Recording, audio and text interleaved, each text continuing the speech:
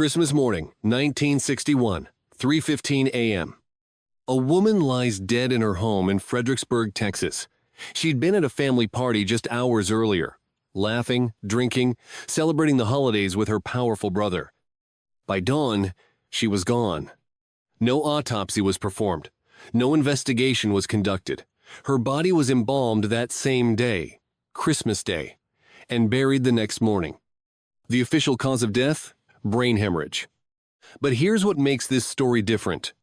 The woman's name was Josefa Johnson, and her brother, the one who hosted that Christmas party, was Lyndon Johnson, the Vice President of the United States. Within 2 years, he would become president. Within 2 decades, people would start asking questions, dangerous questions.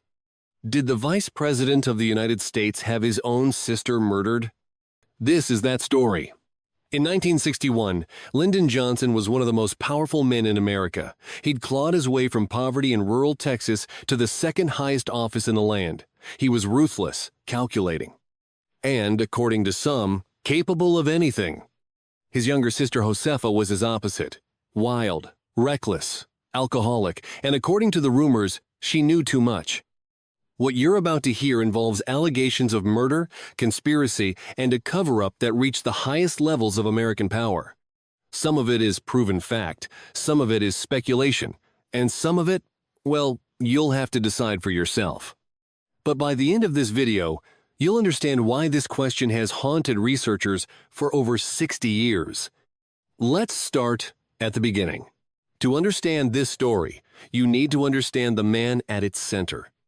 Lyndon Johnson was born in 1908 in the Texas Hill Country, dirt poor. His father was a failed farmer and politician. His mother had ambitions far beyond her circumstances. From childhood, LBJ learned one lesson: power is everything, and you do whatever it takes to get it. He became a school teacher, then a congressional aide, then a congressman himself in 1937. Then a senator in 1948. In an election so corrupt, it became legendary. They called it the stolen election of 1948. LBJ won his Senate seat by just 87 votes, votes that mysteriously appeared 6 days after the election. Votes from dead people. Votes from people who didn't exist. But LBJ didn't care. He'd won. That's all that mattered. By 1955, he was the most powerful man in the Senate, majority leader, master of manipulation. He had a technique called the treatment. He would get inches from your face, grab your lapels, tower over you, intimidate, cajole, threaten, whatever it took to get what he wanted. Colleagues described him as brilliant and terrifying in equal measure. And in 1960, after losing the Democratic presidential nomination to John F. Kennedy, LBJ became vice president. He hated the job. He had no real power, but he was patient, and he was waiting. This was the man. Now let's talk about his sister. Josefa Johnson was born in 1912, 4 years younger than Lyndon, the baby of the Johnson family. Where Lyndon was calculating and controlled, Josefa was impulsive and wild. She grew up in LBJ's shadow, and unlike her brother, she never learned to hide who she really was. Josefa married young, then divorced, then married again, then divorced again.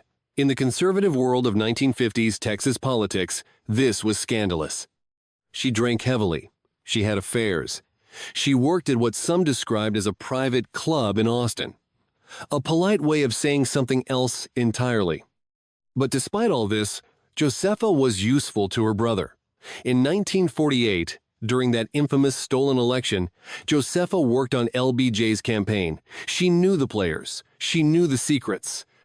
And over the years, she accumulated knowledge, dangerous knowledge. She knew about her brother's corruption, his affairs, his deals, his methods. And as her drinking got worse, as her life spiraled, people around LBJ started to worry. What if Josefa talked? What if she went to the press? What if she decided to burn it all down? By 1961, Josefa Johnson had become a liability, And LBJ didn't tolerate liabilities. But before we get to Christmas 1961, we need to talk about a murder that happened 10 years earlier. A murder that would become the key to understanding everything that followed. October 22nd, 1951, Austin, Texas. A man named John Douglas Kinzer was found dead in his office at the Kinzer Miniature Golf Course. He'd been shot 5 times at close range. Kinzer was a golf pro, a Korean War veteran, by all accounts, a decent guy. But he'd made one fatal mistake. He was having an affair with a woman named Josephine Seeweck, and Josephine was the girlfriend of a man named Malcolm Mac Wallace. Mac Wallace wasn't just anyone. He was a former Marine, a University of Texas graduate, and, most importantly, he was Lyndon Johnson's personal enforcer. Wallace had worked for Johnson for years, doing the dirty work, making problems disappear. When Wallace found out about Kinzer's affair with his girlfriend, he walked into that golf course office and killed him. 5 shots, execution style. The evidence was overwhelming. Witnesses, ballistics, motive. It should have been an open and shut case. Wallace was arrested, tried, and convicted of murder with malice. The sentence for murder with malice in Texas? Death penalty or life in prison. But here's where it gets interesting. The jury, after convicting Wallace of murder, recommended the minimum sentence. 5 years. Suspended. Mac Wallace, a man who executed another man in cold blood, walked out of court, a free man. How? Because the trial was held in Austin, LBJ's territory, and the jury foreman, a man named R.L. Burnett, an IRS official who worked closely with LBJ's lawyer. The fix was in. Wallace had killed a man, and LBJ made sure he walked. But the story doesn't end there. After walking free, Mac Wallace didn't retire to a quiet life. He continued working in LBJ's orbit. In 1961, he was working for an agricultural businessman named Billy Sol Estes, and Billy Sol Estes was deeply connected to Lyndon Johnson. Estes was running massive fraud schemes, fake cotton allotments, phony agricultural deals, and LBJ was getting a cut.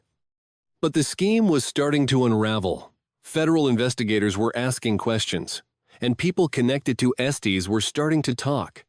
In January 1961, a Department of Agriculture official named Henry Marshall was found dead on his ranch. 8 shots from a bolt-action rifle. The official ruling? Suicide. Yes, you read that right. 8 shots.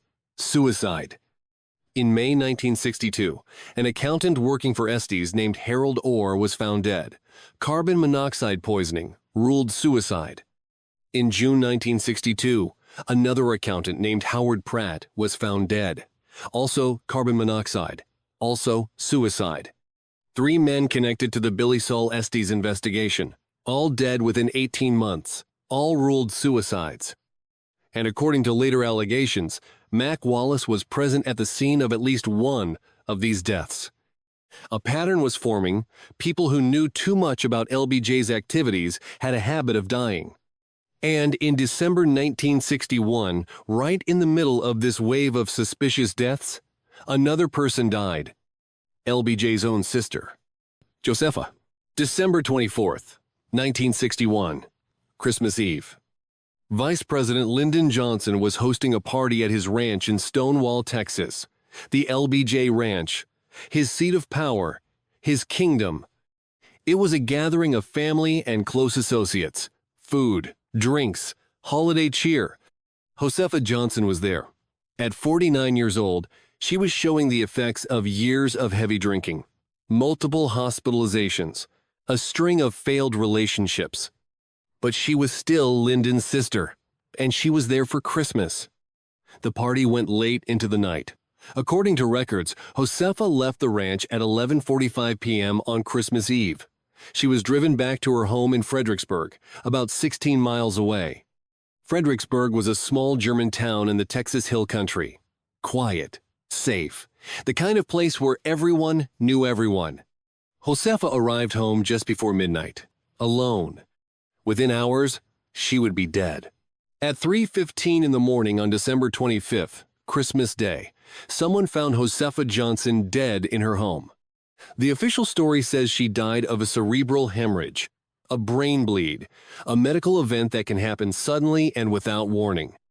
But here's where the official story starts to fall apart. No autopsy was performed. In Texas, state law required an autopsy in cases of sudden, unexplained death, but no autopsy was done. No inquest was held. An inquest is a legal investigation into the cause of death, standard procedure, but it never happened. The death certificate was signed by a doctor who admitted he never examined the body. And here's the most shocking part. Josefa's body was embalmed on Christmas Day, December 25th, the same day she died. And she was buried the very next day, December 26th. Less than 24 hours from death to burial, in a small town, on Christmas, with no autopsy, no investigation, no questions asked. Think about that. The vice president's sister dies suddenly in the middle of the night, and she's buried before anyone can ask questions.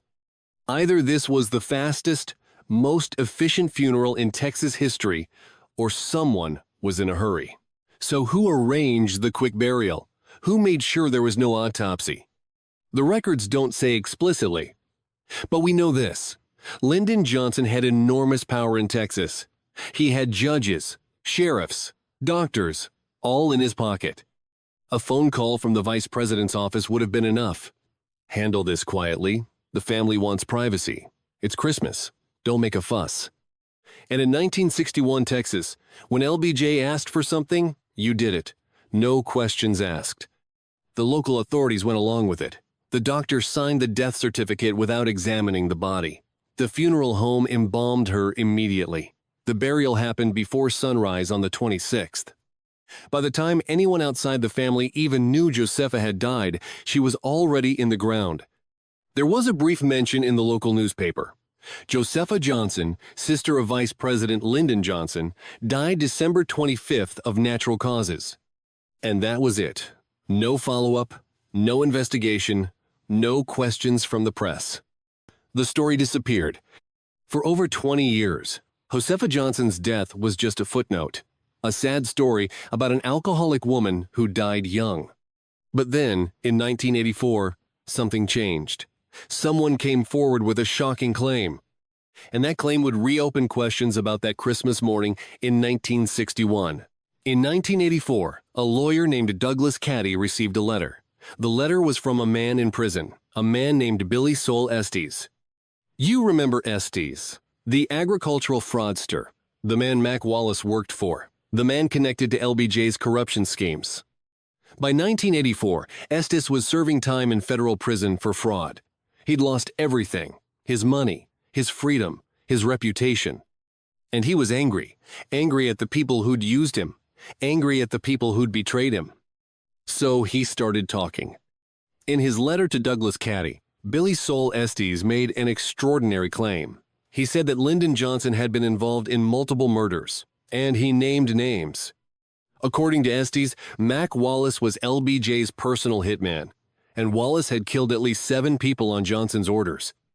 The list included Henry Marshall, the agriculture official, Harold Orr, and Howard Pratt, the accountants. And it included Josefa Johnson, LBJ's own sister. Estes claimed that Josefa had become a problem. She was drinking heavily, she was unstable, and she knew too much about her brother's criminal activities. According to Estes, LBJ gave the order, Mac Wallace carried it out, and Josefa Johnson died on Christmas morning. Douglas Caddy was stunned. He didn't know if he believed it, but he knew it was serious enough to report. He forwarded the letter to the U.S. Department of Justice. He sent copies to journalists. He tried to get someone to investigate. But nothing happened. LBJ had died in 1973. Mac Wallace had died in a car accident in 1971. Josefa had been dead for over 20 years. There were no living witnesses, no physical evidence, no way to prove or disprove the claims. The letter created a stir in conspiracy theory circles. but mainstream media largely ignored it. Until the question started being asked more publicly. If this was true, why did no one investigate in 1961? What were the signs that something was wrong? Let's look at what we know for certain. The facts. Not speculation, just facts. Fact 1. Josefa Johnson died suddenly at age 49 on December 25, 1961. Fact 2. She had been at LBJ's ranch just hours before her death. Fact 3. No autopsy was performed, despite state law requiring one. Fact 4. Her body was embalmed on Christmas Day and buried the next day. Fact 5. No investigation was conducted into her death. Fact 6. Mac Wallace, a convicted murderer who walked free thanks to LBJ's influence, was working for LBJ Associates in one. Fact 7. Multiple people connected to LBJ's corruption schemes died under suspicious circumstances between 1961 and 1962. Fact 8. Billy Saul Estes, who was directly involved in LBJ's criminal activities, later claimed Wallace murdered Josefa on LBJ's orders. Now, here's the question. Are these facts proof of murder? No, absolutely not. But are they suspicious? Are they worth investigating? Would any of us accept this explanation if it happened today? Imagine this scenario in 2025. The vice president's sister dies suddenly. No autopsy. Buried in 24 hours. No investigation. Years later, someone involved in the vice president's criminal schemes claims it was murder. Would we just accept natural causes and move on? Of course not. There would be investigations, congressional hearings, media coverage for months. But in 1961, in Lyndon Johnson's Texas, things were different. Power worked differently, and questions weren't asked. The lack of an autopsy alone is damning. Why would anyone rush to embalm and bury a body so quickly unless they were trying to hide something? Brain hemorrhage is possible, yes. Josefa was an alcoholic with health problems. It's medically plausible. But the lack of basic investigation? That's not normal. That's not standard procedure. That's someone making sure no one looks too closely. Let's talk about motive. Why would Lyndon Johnson, the Vice President of the United States, order the murder of his own sister? The answer comes down to control and secrets. By December 1961, LBJ was in a precarious position. He was vice president, yes, but he was also deeply involved in criminal activity. The Billy Saul Estes fraud scheme was massive, millions of dollars, and it was starting to unravel. Federal investigators were asking questions. LBJ needed everyone in his orbit to stay quiet, to stay loyal, to keep their mouths shut. But Josefa was a problem. She was an alcoholic. Alcoholics talk. They get emotional. They make mistakes. They seek attention. And Josefa knew everything. She'd been involved in the 1984 election. She knew about the ballot stuffing. She knew about the corruption. She knew about her brother's affairs, his deals, his methods. She was also involved with some dangerous people. There are allegations that she had an affair with Mac Wallace himself, and with John Kinzer, the man Wallace murdered. Whether those affairs actually happened or not, the perception was there. Josefa was connected to LBJ's criminal world in ways that made her dangerous. And in late 1961, according to some accounts, Josefa was becoming increasingly erratic, more drunk, more angry, more willing to talk. Some researchers claim she threatened to go public, to tell the press what she knew, to burn down her brother's career rather than live in his shadow anymore. We can't prove any of this. But if it's true, if Josefa was threatening to expose LBJ, then the motive becomes clear. LBJ had killed to protect his secrets before, or at least had ordered killings. The pattern was already there. One more death. His own sister. On Christmas morning. It would be tragic, but it would solve the problem. And with his power, he could make sure no one asked questions. If Josefa was murdered, how was it done?